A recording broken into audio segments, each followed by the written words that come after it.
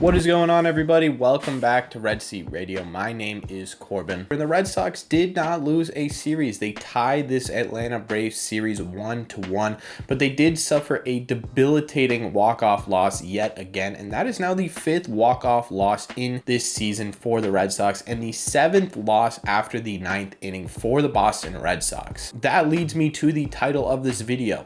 Are the Red Sox the least clutch team in baseball right now? We're going to talk about it today. We're going to go over some statistics. We're also going to go over everything that happened in this Braves series. We're going to talk about the good, the bad, the ugly to try and determine whether or not this team is the least clutch team in baseball right now, or if they're simply just unlucky. But before I do get into that, do me a favor, make sure you guys have hit that subscribe button. If you're new here, we talk Red Sox content almost every single day. Also, make sure you guys are hitting that like button as well. If you're newly subscribed or currently subscribed to this channel, this is the best way to help this channel out and would mean a lot to me.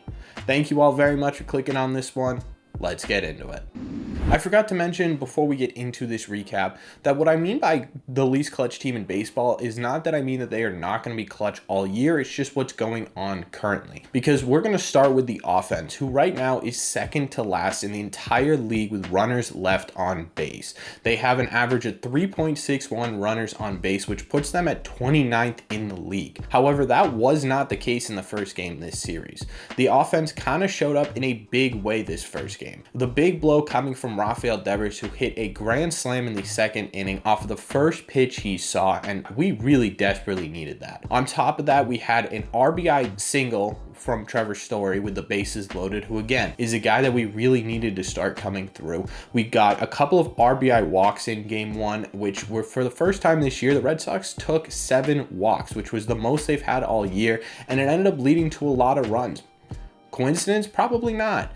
Christian Vasquez had an RBI single. JD Martinez had an RBI single. The offense was cooking on all cylinders in game one. In game two was a little bit of a different story, but we did get Trevor Story's first home run of the Red Sox campaign, and it was an absolute tank to dead center. Also important to note that it was behind an Alex Verdugo double. So Alex Verdugo, Trevor Story hitting the ball pretty well in this series. We also had another double by Rafael Devers because, of course, why wouldn't we? JD Martinez ended up driving him in with another double of his own, and JD Martinez silently is on a 13 or 14 game hitting streak. I can't remember the exact number, but he is flying under the radar right now for guys who are performing for this Red Sox team. But after that, the Red Sox offense kind of went silent. No more runs were scored after that. However, there was a moment in this game with the bases loaded, 3-2 count to Kevin Plawecki, where the umpire just egregiously missed a ball and ended up calling it a strike, which led to Kevin Plawecki getting kicked out and Alex Cora kicked out. So is that unlucky, or are the Red Sox simply just not clutch right now?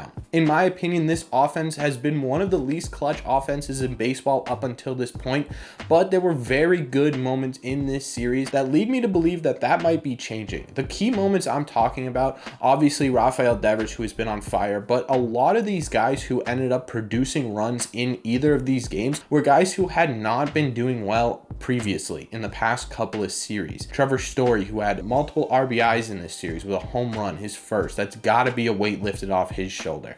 Alex Verdugo's back to hitting doubles, which has to be a weight lifted off his shoulder. In fact, the bottom half of this lineup, Frenchie Cordero getting on with walks, Jackie Bradley getting hits, taking walks with the bases loaded, Christian Vasquez driving in runs, is a fantastic sign for this Red Sox team. The only person I'm still kind of concerned with is Kike Hernandez, who went 0 in this series. He was putting good wood on the ball in the second game, but it was just straight to people. I'm starting to get concerned with whether or not Kike Hernandez can get going anytime soon, and whether or not it might be time for Jarren Duran to make an appearance, but that's a story for another video. Right now, this offense with those guys who are finally getting going could make a huge turn here in the next couple of series. We're facing the Rangers, who are a notoriously bad pitching staff, and it could be exactly the boost that this Red Sox team needs to get this offense going. I'm hoping that this Atlanta Braves series was the kickoff of the return of the Red Sox offense. So right now, do I think they aren't clutch? 100%. But do I think they can turn around quickly? Yes, I do, and I think they will. Let's get into the pitching side of things and talk about whether or not they're clutch or not. Starting with the starters of this series, Whitlock got the ball in game 1, and this is the first time all year we've seen Whitlock struggle. He went 3 innings, allowed 4 walks, and 3 runs. His command wasn't there, his stuff wasn't breaking right. Some people are starting to get a little concerned with Garrett Whitlock. I am not. I genuinely think that Garrett Whitlock is just having growing pains as a starter. This kind of stuff happens. Dennis Eckersley had a great line in the first game where he talked about the fact that sometimes you go out there as a starting pitcher and your stuff isn't there. Your stuff is just simply not working, and you've got to kind of work around that, and that's something you learn and develop as a starting pitcher in the bigs, and Garrett Whitlock hasn't had the time to do that. So in my opinion, this is just a bump in the road and not something to be super concerned with, but it was a little bit of a tough outing for Whitlock. Luckily, the Red Sox offense was there to save the day. And in the second game, Nate Eovaldi took the hill, and while Nate Eovaldi had that tough third inning where he led up 3 runs, other than that, he went 7, 6 of those being scoreless, and he was able to keep this team in contention the entire time. And that's kind of been the story with Nate Eovaldi and this starting rotation staff in general, besides maybe Pivetta, is that they've been able to keep games close for the Red Sox. And if we're going to talk about clutch, any part of this team that is genuinely clutch right now, it is that starting rotation. Like I said, they've been able to keep games close, and they've been able to put their team in a position to win. So in my opinion, the starting rotation right now has no issues. As for the bullpen, they actually in total had a very good series. John Schreiber, again, a guy who I want to highlight,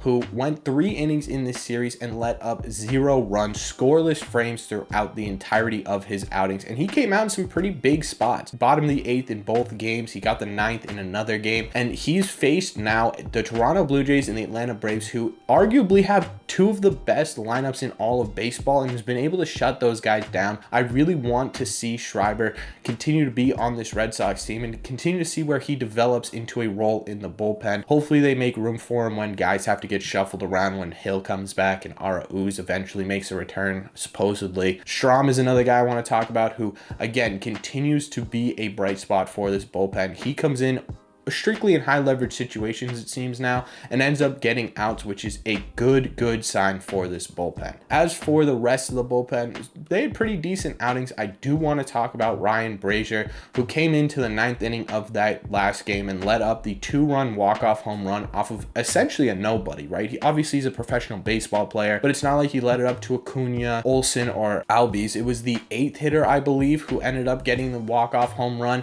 and that's just something that has been the case for this Red Sox bullpen the entire year. If we're going to talk about the least clutch part of this Red Sox team, it is the bullpen. Whether or not the Red Sox gives you runs is another situation, but being able to keep games close in late innings is vital to being a successful team in this league. And right now the bullpen just simply can't do it. Whether that means mixing things up, do we move Schreiber to a more high leverage situation? Do you put Strahm as the closer at this point? Possibly, but things need to change in this bullpen if the Red Sox want to be a winning organization. To wrap things up here, do I think the Red Sox are the least clutch team in baseball? I do, right now. But like I said, the Red Sox offense had some really bright moments in this series by guys who normally haven't been having bright moments this year. That is a good sign for this Red Sox offense, and hopefully it's signs of what's to come. Again, I said the Rangers pitching staff is not great. This could be the perfect opportunity to get those bats going, and I'm hoping that that's the trend. I also think that the Red Sox bullpen's going to need to be adjusted. We talked about it already, but if that is not adjusted, this team can't be a clutch team if they cannot get outs in the 9th or later. Let me know what you think of this Red Sox team in general down below. What do you think about them being clutch or unlucky? Which one do you think it is? And what did you think of this Braves series? Let me know all your thoughts down below. As always, if you've made it to the end of this video, do me a favor, make sure you guys have hit that subscribe button if you haven't already. Like I said, we talk Red Sox content almost every single day. Also, make sure you guys are hitting that like button as well. If you are newly subscribed or currently subscribed, it's the best way to help out these videos and would mean a lot to me. Thank you all very much for clicking on this one, and I will see you in the next one.